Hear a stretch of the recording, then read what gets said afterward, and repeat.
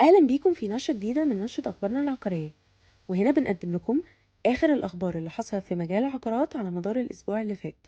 شركة صادق تحتفل بمرور 30 عام من نجاحاتهم، وبتعلن عن عرض لفترة محدودة بدون مقدم وأقساط سنوية بتبدأ من نص في المية في مشروعاتهم جون في الساحل الشمالي وصادق إيست في نيو هليوبلس.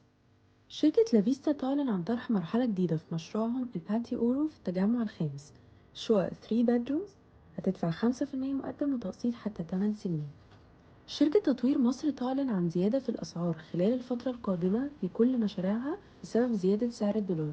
شركة العربية بتطرح وحدات استلام فوري في مشروعاتها سان كابيتال، واللي بيوجد في موقع مميز بالقرب من المتحف المصري الكبير وجاليريا مون فالي في التجمع الخامس. هتدفع 10% مقدم وتقسيط على 8 سنين. دلوقتي تقدر تمتلك غرفة فندقية بفيو مباشر على النيل في مشروع راف دميل من شركة نوفارا وبالتعاون مع مجموعة الفنادق العالمية انتركونتيننتال. هتستلم وحدتك خلال سنة واحدة فقط بأسعار تبدأ من 4,400,000. وأخيرا أعلنت شركة مدار عن طرح وحدات جديدة في مشروع أزهى الساحل الشمالي، شاليهات متشطبة بالكامل دايركت على كريستال لاجونز بدون مقدم وتقسيط حتى 9 سنين. وبكده تكون خلصت نشرة أخبارنا العقارية، استنونا الأسبوع اللي جاي في نشرة جديدة.